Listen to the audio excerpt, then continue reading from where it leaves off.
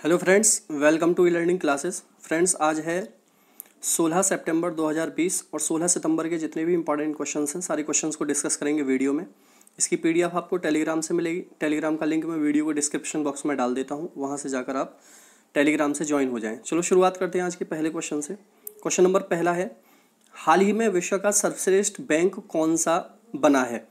विश्व का सबसे सर्वश्रेष्ठ बैंक कौन सा बना है, पहला क्वेश्चन। और इस क्वेश्चन का आंसर है सी, डीएसबी। डीएसबी बैंक विश्व का सर्वश्रेष्ठ बैंक बना है। देखो, सबसे पहले हम बात इसमें डीएसबी बैंक के ही बारे में करेंगे। इसकी फुल फॉर्म है the development bank of Singapore. The development bank of Singapore, ये सिंगापुर का बैंक है और इसकी स्थापना हुई थी दोस्तों 1968 में। कब हुई थी? 1968 में इसकी स्थापना हुई थी। इसका हेडक्वार्टर कहाँ पर है? सिंगापुर में है। सिंगापुर में इसका हेड क्वार्टर है और इसके प्रेजेंट में जो सीईओ हैं उनका नाम है पीयूष गुप्ता। क्या नाम है? पीयूष गुप्ता इसके सीईओ हैं। तो इसके बारे में इतनी इन्फॉर्मेशन याद रखना, काफ़ी इंपॉर्टेंट क्वेश्चंस है कि विश्व का सर्वश्रेष्ठ बैंक कौन सा बना है। तो डीएसबी बैंक बना है। फुल फॉर्म में रिपीट कर देता हूँ, the development bank of Singapore. ठीक है, क्वेश्चन नंबर 2 पर आते हैं। क्वेश्चन नंबर 2 है, हाल ही में सरकार ने किस राज्य के लिए वर्ल्ड बैंक के साथ 82 मिलियन डॉलर का ऋण समझौता किया है?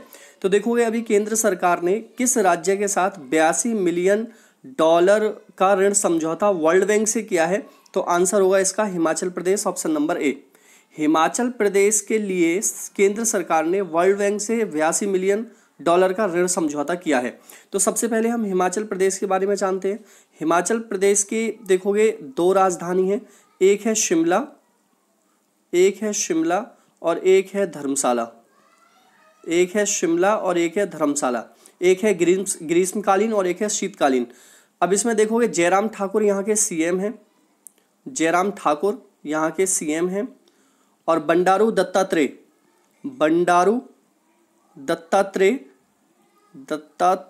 यहाँ के कौन है दोस्तों? गवर्नर हैं। तो ये हिमाचल प्रदेश की इंफॉर्मेशन है। बाकी इसमें जैसे लिखा हुआ है, विश्व बैंक भारत सरकार और हिमाचल प्रदेश सरकार के बीच 82 मिलियन डॉलर के ऋण समझौते पर हस्ताक्षर किए। देखो, विश्व बैंक के बारे में भी डिटेल्स बता देता हूं मैं आपको। जैसे यहाँ पर लिखा हुआ, यह एक अंतर्राष्ट्रीय वित्तीय संस्था है जिसमें international bank for reconstruction and development IBRD और इंटरनेशनल डेवलपमेंट एसोसिएशन IDA शामिल है।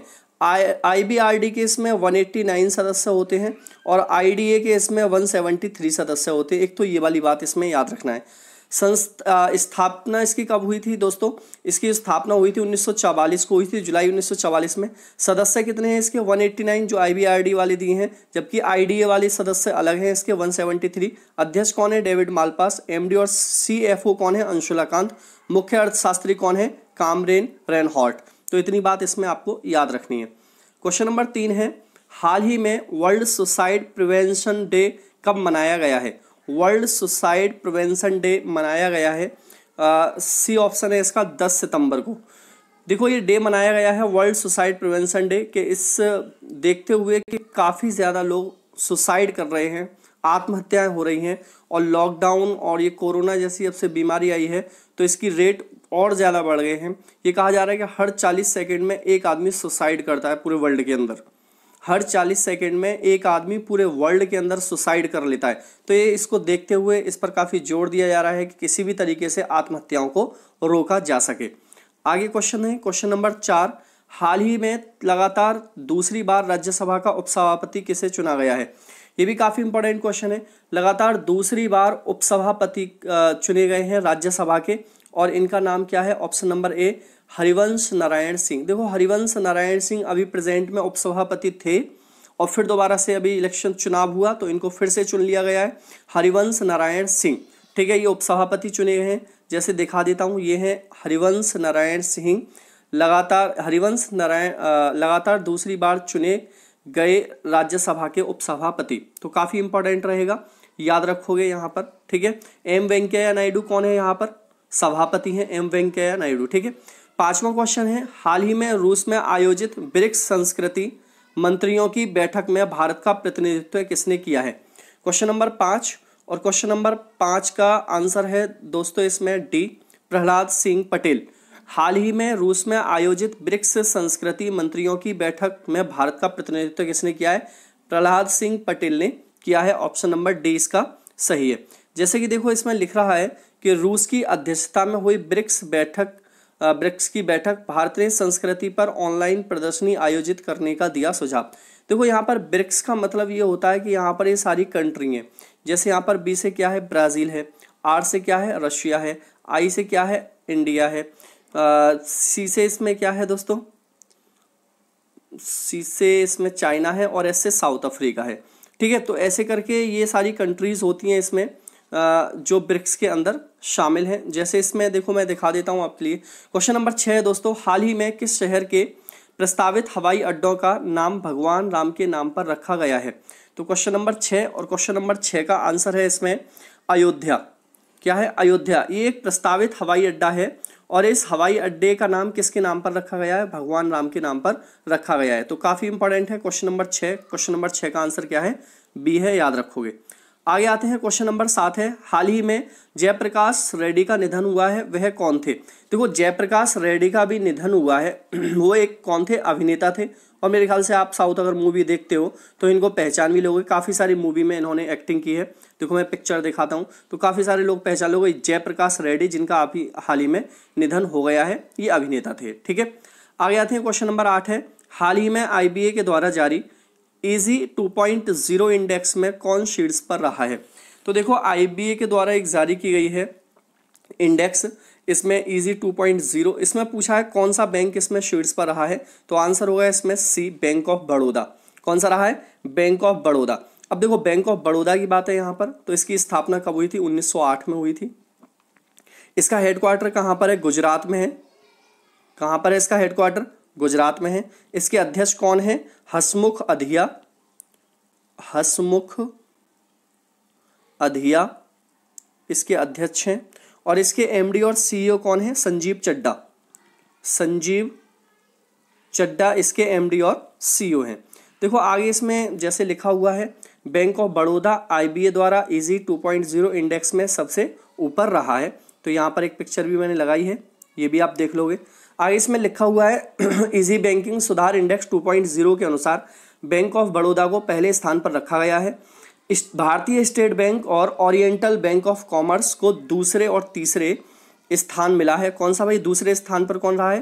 भारतीय स्टेट बैंक। और तीसरे स्थान पर कौन रहा है? ओरिएंटल बैंक ऑफ कॉमर्स रहा है। भारतीय बैंकिंग एसोसिएशन जिसे IBA बोलते हैं, आसानी बनाता है उन्नत प्रवेश और सेवा उत्कृष्टता सुधार सूचकांक। इस सूचकांक का उद्देश्य इन सार्वजनिक उपक्रमों के बीच स्वस्थ प्रतिस्पर्धा में वृद्धि करके और उन्हें एक दूसरे से सीखने के लिए प्रोत्साहित करके PSB में फलदायी परिवर्तन लाना है। तो काफ़ी इंपॉर्टेंट है, याद रखना इसको। क्वेश्चन नंबर 9 है, हाल ही में किस वित्तीय कंपनी ने पे बीमा पोर्टल लॉन्च किया है? तो देखो पे बीमा पोर्टल किस कंपनी ने लॉन्च किया है? कौन सी वित्तीय कंपनी है? आंसर होगा इसका सी, महिंद्रा टेक। महिंद्रा टेक एक वित्तीय कंपनी है जिसने पे बीमा पोर्टल लॉन्च किया है। अब देखो महिंद्रा टेक की बात करूं यहाँ पर, तो इसकी स्थापना कब हुई थी? 1986 में हुई थी। इसका हेडक्वार्टर कहाँ पर है? पुणे में इसका हेडक्वार्टर है दोस्तों। और इसके जो अध्यक्ष और संस्थापक, दोनों की ही बात कर रहे हूँ, अध्यक्ष और संस्थापक आनंद महिंद्रा हैं। कौन है? आनंद महिंद्रा हैं। इसके अलावा इसके जो इस टाइम पर MD और CEO हैं, उनका नाम है CP गुरमानी। CP गुरमानी ये कौन है? इसके MD और CEO हैं। तो इतनी बात याद रखोगे आप क्वेश्चन नंबर 9 से। क्वेश्चन नंबर 10 है दोस्तों, हाल ही में सी पार्थ सारथी को किस राज्य के नए चुनाव आयुक्त के रूप में नियुक्त किया गया है? सी पार्थ सारथी किस राज्य के चुनाव आयुक्त के रूप में नियुक्त किया गया है? आंसर होगा इसका डी, तेलंगाना। सी पार्थ सारथी को तेलंगाना का चुनाव आयुक्त नियुक्त किया गया है। ऑप्शन नंबर डी है इसका, याद रखोगे। देखो यहाँ पर जो गवर्नर हैं तेलंगाना की, उनका नाम है तमिलिसाई सुंदराराजन। क्या नाम है? तमिलिसाई सुंदराराजन। ठीक है। तेलंगाना की राजधानी क्या है दोस्तों? हैदराबाद है। हैदराबाद, ये याद रखोगे, काफ़ी इंपॉर्टेंट है।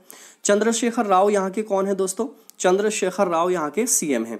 तो इतनी बात याद रखोगे तेलंगाना से। क्वेश्चन नंबर 11 है, हाल ही में किस आईआईटी के कैंपस में केंद्रीय विद्यालय स्थापित किया जाएगा। तो देखो क्वेश्चन नंबर 11 भी काफी इंपॉर्टेंट है कि कौन से आईआईटी के कैंपस में केंद्रीय विद्यालय स्थापित किया जाएगा। आंसर होगा इसका सी, आईआईटी इंदौर।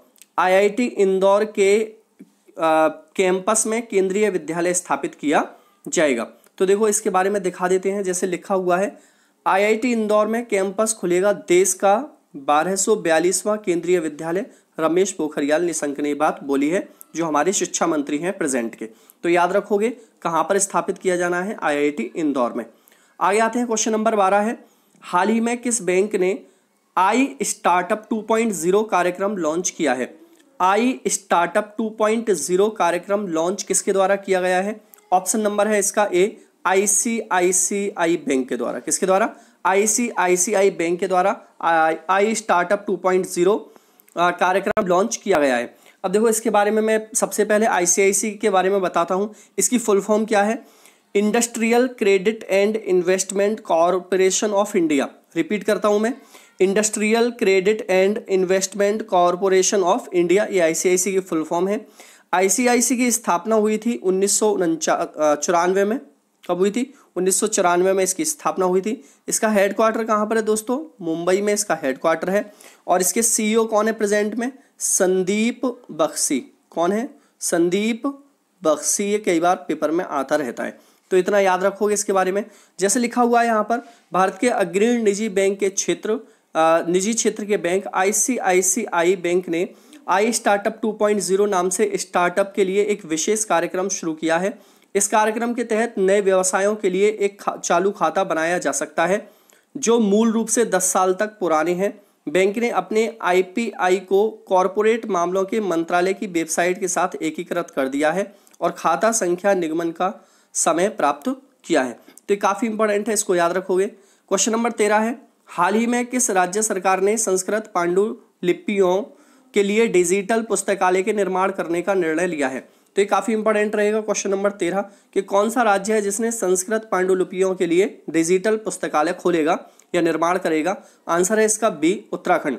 उत्तराखंड संस्कृत पांडुलिपियों के लिए डिजिटल पुस्तकालय खोलेगा। अब देखो उत्तराखंड की बात है दोस्तों, तो उत्तराखंड की मैंने आपको राजधानी 2 बताई है अभी। एक राजधानी है देहरादून, क्या है, देहरादून। और एक राजधानी और बताई थी मैंने, गैरसैंण। ठीक है, गैरसैंण यहाँ की मैंने एक और राजधानी आपको बताई थी, अगर आपको ध्यान आ रही हो थोड़ी बहुत। तो 2 राजधानी है। त्रिवेंद्र सिंह रावत यहाँ के सीएम हैं। कौन है यहाँ के, त्रिवेंद्र सिंह रावत यहाँ के सीएम हैं। और बेबी रानी मौर्य यहाँ की राज्यपाल है। बेबी रानी मौर्य यहाँ की राज्यपाल है। तो उत्तराखंड से इतनी इंफॉर्मेशन आपको याद रखनी है। बाकी क्वेश्चन नंबर 14 देखोगे, हाल ही में किस तूफान ने जापान और दक्षिण कोरिया में तबाही मचाई है। तो देखोगे किस तूफान ने जापान और दक्षिण कोरिया में तबाही मचाई है। तो एक तो इस क्वेश्चन को, इसका आंसर होगा दोस्तों सी, हैशेन। किसने, हैशेन तूफान ने। काफी इंपॉर्टेंट रहेगा, इसको टिक कर लेना भाई सही से। तो हैशेन तूफान आया है जापान और दक्षिण कोरिया में, जिसने काफी ज्यादा नुकसान कर दिया है दोनों ही देशों में। देखोगे यहाँ पर जैसे मैंने लगाई हुई है पिक्चर कि जापान में तबाही मचाने के बाद दक्षिण कोरिया की ओर बढ़ा तूफान हैशन। तो काफी इंपॉर्टेंट है, नाम याद जरूर रखना है इसका। तूफान का नाम क्या है, हैशन है। ठीक है, आगे आते हैं क्वेश्चन नंबर 15 पे। हाल ही में किस देश ने पूर्व ऑस्ट्रेलियाई प्रधानमंत्री टोनी एबॉट को अपना व्यापारिक सलाहकार नियुक्त किया है। तो देखोगे ये ऑस्ट्रेलिया के पूर्व प्रधानमंत्री हैं, और कौन से देश ने इन्हें अपना व्यापारिक सलाहकार नियुक्त किया है। तो आंसर होगा इसका बी, ब्रिटेन ने। किसने किया है, ब्रिटेन ने अपना इन्हें व्यापारिक सलाहकार नियुक्त किया है। तो ऑस्ट्रेलिया के प्रधानमंत्री हैं, देखो मैं इनकी पिक्चर दिखा देता हूं, ये है टोनी एबॉट। ये पूर्व प्रधानमंत्री हैं ऑस्ट्रेलिया के, जिनको ब्रिटेन ने अपना व्यापारिक सलाहकार नियुक्त किया है। और इस टाइम पर जो ऑस्ट्रेलिया के प्रधानमंत्री हैं उनका नाम है स्कॉट मॉरिसन। क्या नाम है, Scott Morrison, sorry Scott Morrison. और कैनबरा वहाँ की राजधानी है ऑस्ट्रेलिया की, और डॉलर वहाँ की करेंसी है। देखोगे आज का टुडे क्वेश्चन है जिसका आपको कमेंट बॉक्स में आंसर करना है। हाल ही में G20 शिक्षा मंत्रियों की बैठक की अध्यक्षता किसने की है। तो G20 शिक्षा मंत्रियों की बैठक की अध्यक्षता किसने की है, इसका आंसर सभी कमेंट बॉक्स में दो। ज़्यादा से ज़्यादा वीडियो को शेयर करो। चलो भाई कमेंट बॉक्स में आंसर करो सभी के सभी। बाय।